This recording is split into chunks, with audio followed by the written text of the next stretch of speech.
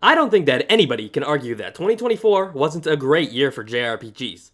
It felt like every time I blinked that there was a new must-play coming out. And now, with the year coming to a close, I kinda think that next year has the potential to be even bigger.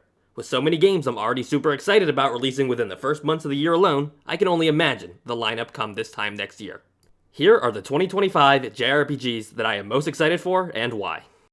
If you have been following me or have seen some of my other videos, you might know that I am a huge fan of the Tales of series.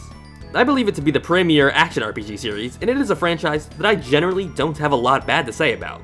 And if you have seen my top 5 Tales of games, you might recognize that my favorite in the entire series is Tales of Graces F for the PlayStation 3. I find the style shift linear motion battle system and the title mechanics unique to Graces to be such a step ahead of everything else to come out from the series before or even since. So I was very excited to hear about Tales of Graces F Remastered coming out next month. I am just so excited to revisit this absolute gem of a game on modern hardware. With things like updated graphics and controls, to quality of life enhancements on top of an already super fun game, this game will set the year off strong for me. I have gone on record saying that Pascal from Tales of Graces is my favorite playable character in almost any video game, and the fact that I am almost a mere month away from getting to play as her and the rest of the gang is just so awesome. I am also super excited in the sense that this shows that Bandai Namco is able and now willing to bring some of these lost generation of Tales games to modern consoles and make them playable again. And I think that's one of the things that a lot of fans were really worried about, as most of the games outside of Symphonia and some of the more modern ones were just completely stuck on old, expensive hardware. But the release of Tales of Graces F Remastered signals to me that the rest of the series is not far behind, and I would not be surprised if we got games like the Xillia duology or Hearts later on this year as well. I really think that this is going to be such a big year for the series, and they're kicking it off super strong, and I cannot wait to play it. A series that I really haven't talked about yet on this channel, but that I absolutely love is Xenoblade Chronicles.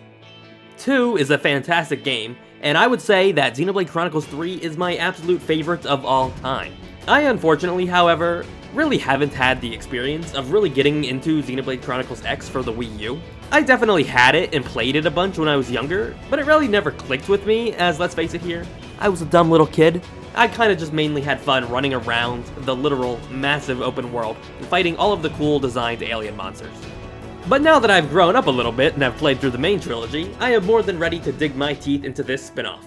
I've always figured that after the massive success of the trilogy on the Switch, between the first definitive edition through the third game, it was something that was going to eventually be coming.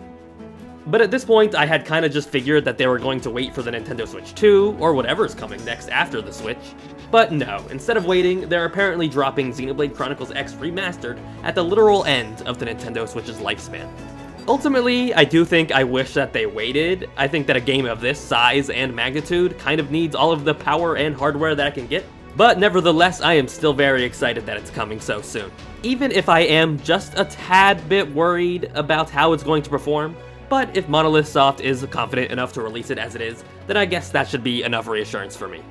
Remembering all of the fun that I had with it when I was younger, I am just more than ready to revisit it as an adult, with actual experience in the genre this time around.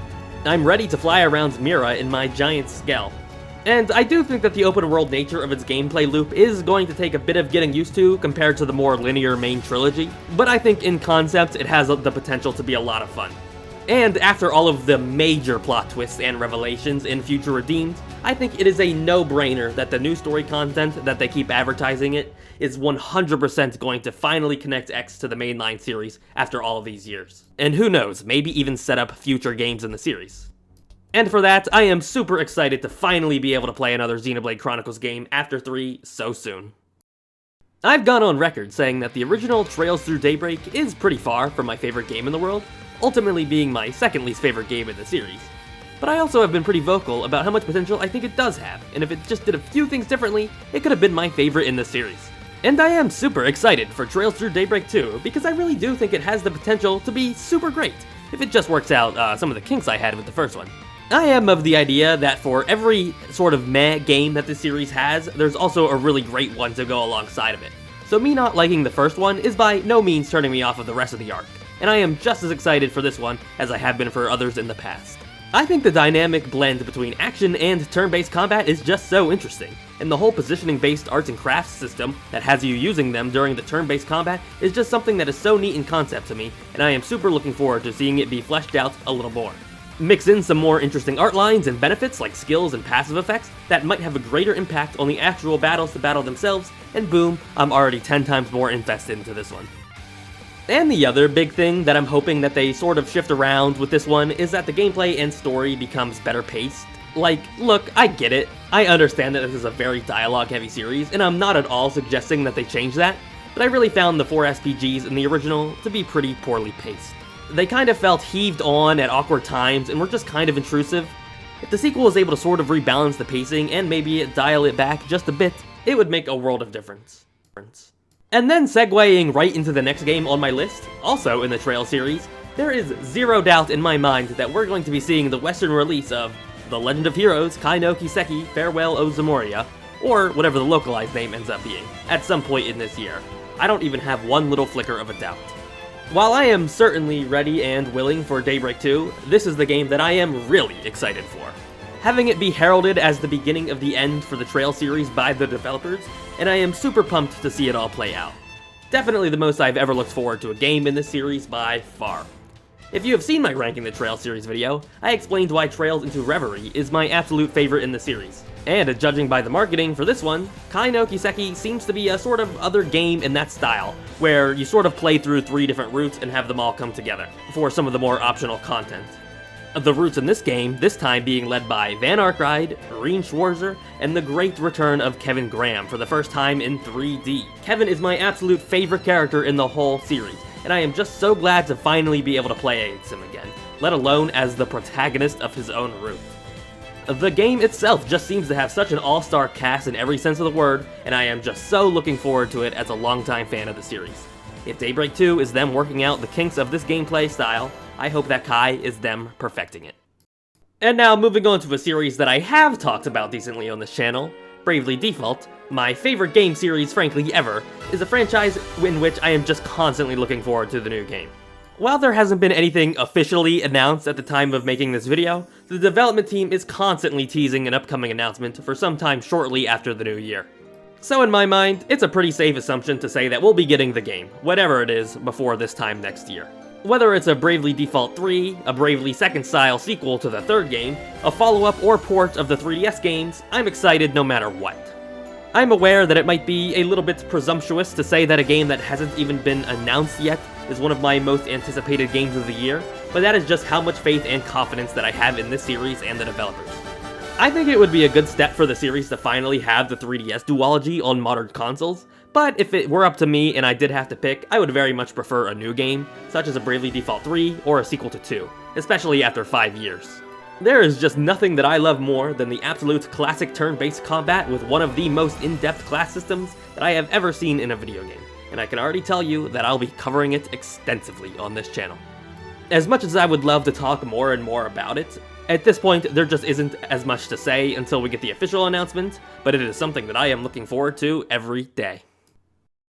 For the final game on this list, I would be remiss to not mention the long-awaited sequel to Fantasy Life making its grand return, if you don't count the Japanese exclusive mobile games. Fantasy Life I, The Girl Who Steals Time. Some of my fondest memories on the 3DS are just the endless hours that I spent playing through, progressing through the different lives, exploring the world, and fighting through the insane number of big dungeons and boss fights with my friends, via the multiplayer function of this game. It might not have been the kind of game that I would have been too crazy about playing alone, but the fact that you could play through pretty much the entirety of the game's content with up to 2 friends, either online or in person, gave my friends and I something to really endlessly obsess over in middle school. The way that it just so strongly encouraged collaboration and working together in and out of combat was just so fun and really gave us something to bond over.